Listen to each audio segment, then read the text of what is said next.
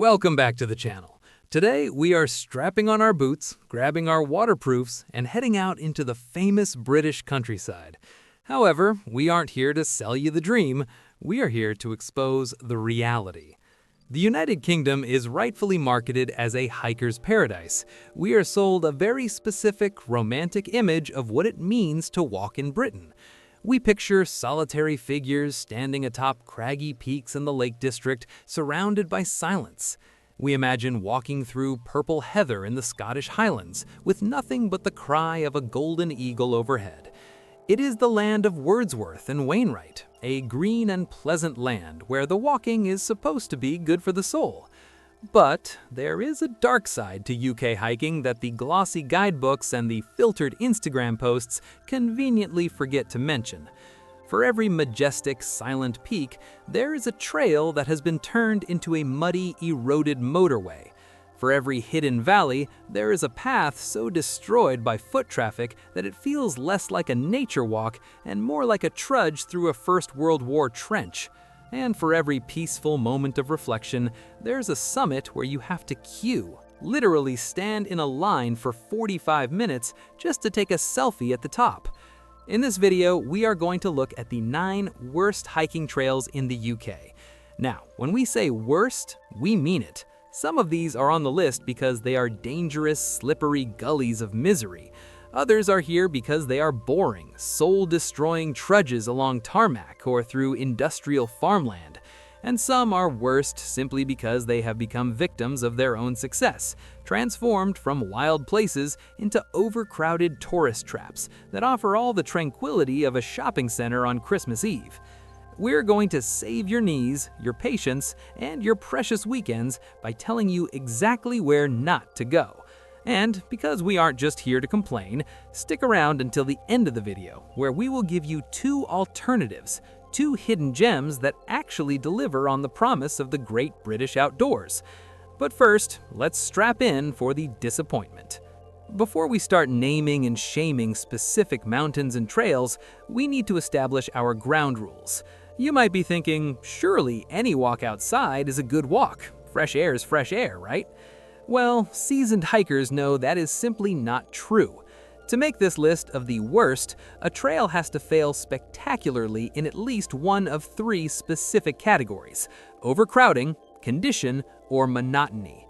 First, let's talk about the biggest killer of the hiking experience: overcrowding.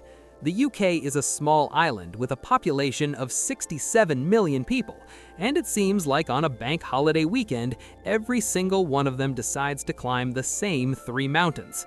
If you can hear Bluetooth speakers blasting techno music as you ascend, if you have to dodge groups of people climbing in flip-flops and jeans, or if there's a literal queue to touch the trig point, that trail is a failure.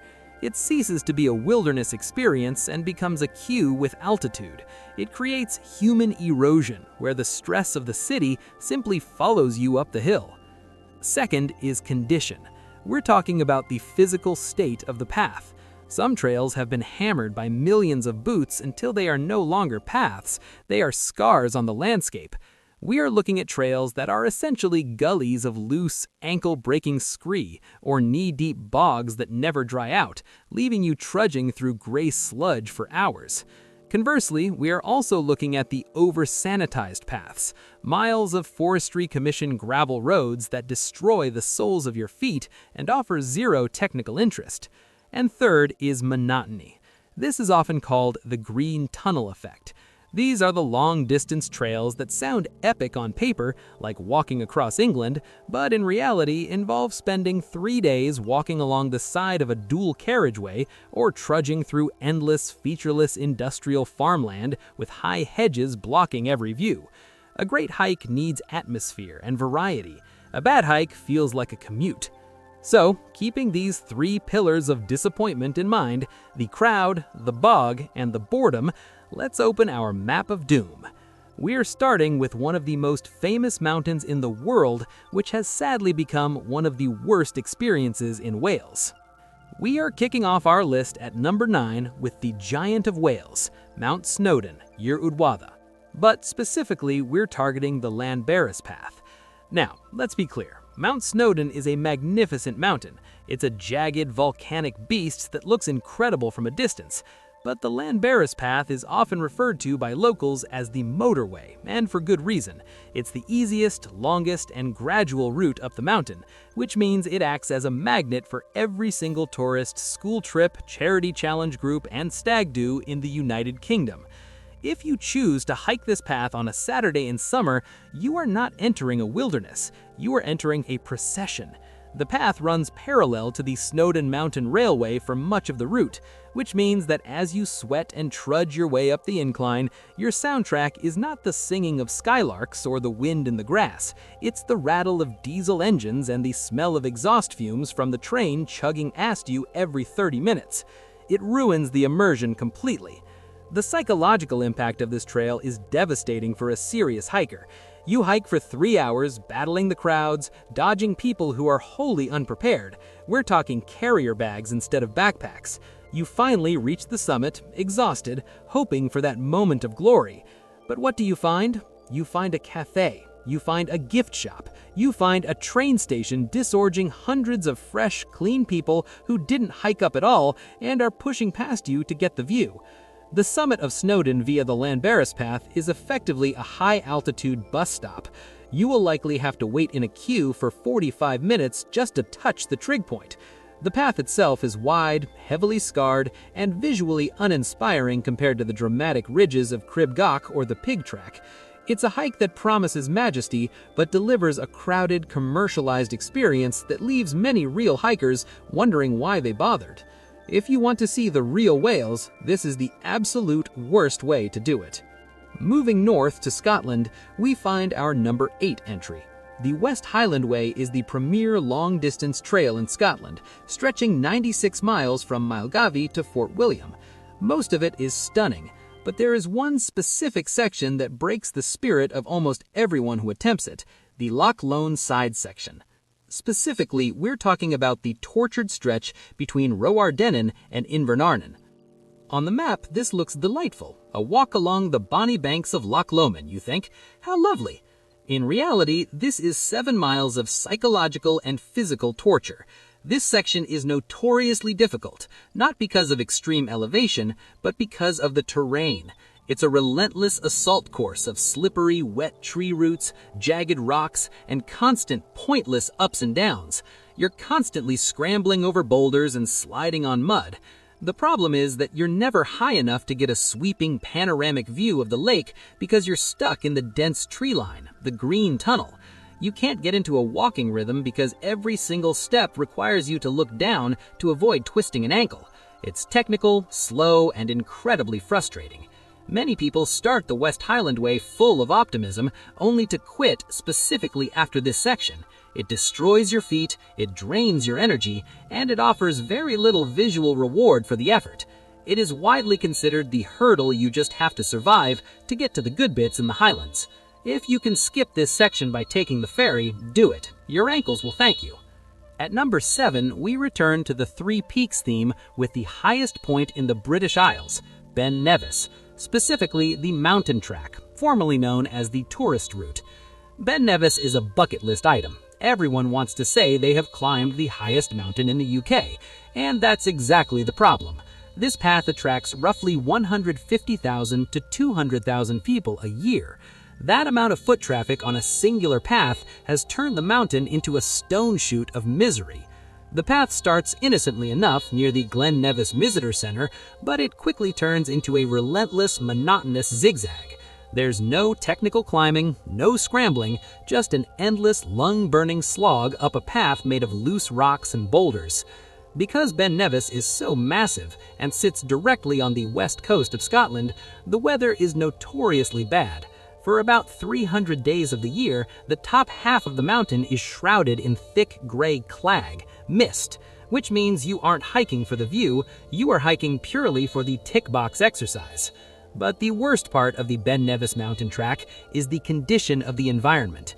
Because it's part of the Three Peaks Challenge, where people try to climb Ben Nevis, Scafell Pike, and Snowdon in 24 hours, it's often hiked by people in a desperate rush who don't respect the leave no trace principles. This has led to a massive problem with litter. You'll see banana skins, plastic bottles, and energy gel wrappers stuffed into the rocks all the way up. It's heartbreaking to see a wild place treated like a landfill.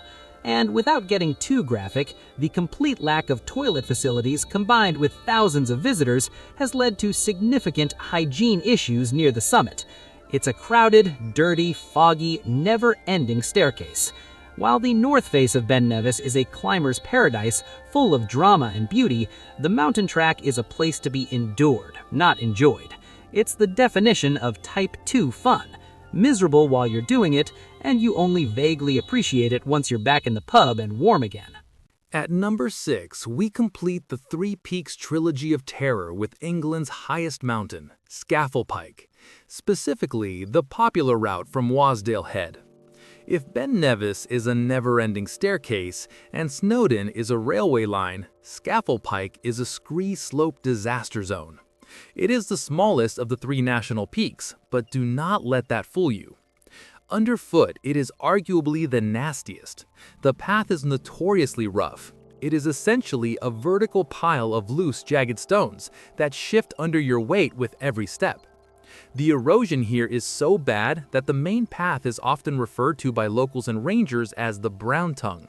It is a scarred, muddy, scree-filled gash that ruins the aesthetic of what should be a beautiful Lake District valley. Because it is the steepest and shortest route up, it attracts to Three Peaks Challenge crowds, often arriving at 4 a.m., head torches blazing, shouting to each other, and churning up the loose stones. The hike itself offers very little in the way of flow. You spend the entire time looking at your boots, trying not to roll an ankle.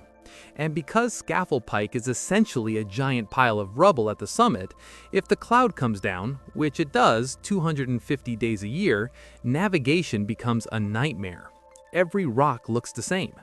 It is the location of more mountain rescue callouts than almost anywhere else because people get disorientated on the featureless, gray moonscape of the top. It is a brute of a walk. It lacks the charm of the surrounding fells like Great Gable or Pillar. You climb Scafell Pike to say you have done it, not because it is a pleasant day out. It's a grind, pure and simple. Number 5 brings us to the grand old man of British long-distance trails, the Pennine Way. Now, history buffs love this trail. It was the first national trail in the UK, but for the modern hiker, large sections of this 268-mile route are a psychological test of endurance. It is known affectionately but accurately as the Green Desert. The specific problem with the Pennine Way is the peat bog. We're talking about miles and miles of black sucking sludge. In particular, the section over Black Hill and across the moors of the Peak District and the Cheviots can be soul-destroying.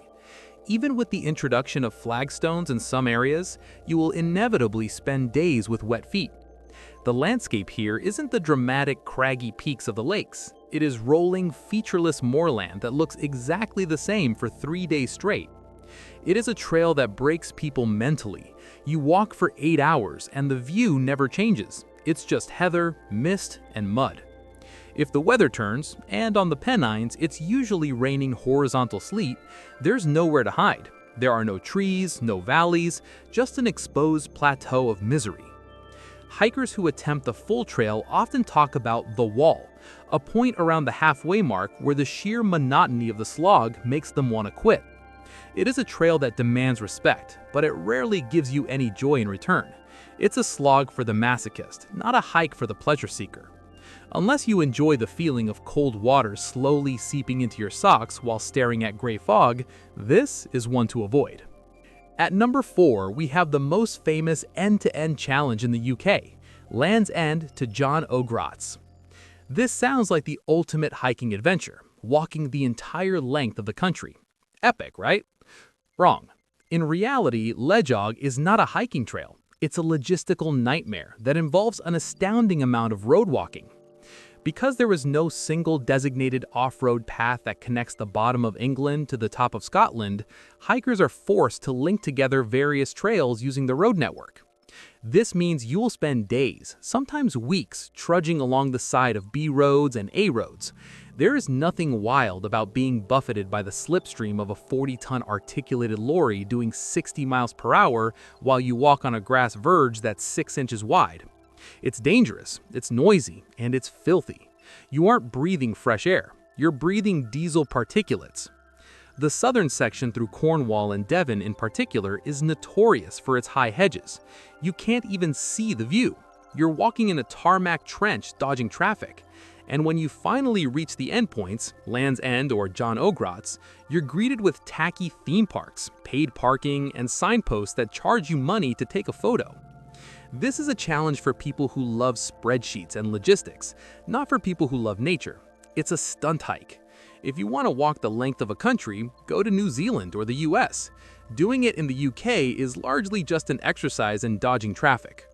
We're down to the heavy hitters. At number 3, and representing our top Instagram versus reality disappointment, it's the fairy pools on the Isle of Skye. 10 years ago, this was a magical hidden gem, a series of crystal clear blue pools at the foot of the Black Coolin Mountains. It looked like a fantasy novel. Then social media happened. Today, the fairy pools are the definition of over-tourism. The single-track road leading to the car park is a chaotic gridlock of camper vans and rental cars. You'll likely spend an hour just trying to park. Once you get out of the car, the trail is a gravel motorway filled with thousands of people. But here's the reality check. It rains on Skye. A lot. Those crystal clear blue pools you saw on Instagram, they only look like that on the 3 days a year when it's sunny. The rest of the time, they're gray, churning water. And the path, it turns into a mudslick. You'll see people slipping and sliding in designer trainers, ruining the banks of the river as they try to get the perfect angle for a photo. The magic has been completely stripped away by the sheer volume of humanity. You can't sit and contemplate the mountains because there are drones buzzing overhead and people shouting. It's a factory line of tourism. You walk up, you take the photo, you walk down, you sit in traffic. Skye is a massive island full of incredible empty corners. To go to the fairy pools is to miss the point of the island entirely. It's the worst kind of hiking experience, one where the expectation is a 10 and the reality is a muddy, crowded 2. We have survived the bogs, the crowds, and the roads. So where should you go? If you want the true British hiking experience, wild, dramatic, and quiet, here are the 2 alternatives you need to visit. Alternative number 1. Sullivan, Assynt, Scotland. Forget Ben Nevis. If you want a Scottish mountain that looks like a fantasy fortress, go north to Assynt and climb Sullivan. It's a long walk-in, which filters out the casual tourists. The mountain rises like a shark's fin out of a landscape of 1,000 small lakes. The scramble to the top is steep but fun, and the view from the summit is otherworldly. You will likely have the mountain to yourself or share it with just a handful of serious hikers. It's majestic, isolated, and unforgettable. Alternative number 2. The Rhinogs, Snowdonia, Wales. Forget Snowdon. Just a few miles south lies the Rhinog Range. These are known as the Badlands of Wales. They are rugged, overgrown with heather, and virtually pathless. It's rough, tough hiking that requires map reading skills, but it offers true wilderness. You won't find a cafe or a train station here. You'll find silence, feral goats, and jagged rock formations that look like Mordor. It's hiking for purists. The UK has some of the best walking in the world, but you have to look past the top 10 lists. The famous trails are famous for a reason, usually accessibility or height, but fame destroys wilderness. Don't be a sheep following the herd of the Lamberis Path. Buy a map. Look for the blank spaces where the crowds aren't and go there. Your boots might get muddy, but at least you won't have to queue to see the view. Thanks for watching. Stay safe, pack a raincoat, and I'll see you on the real trails.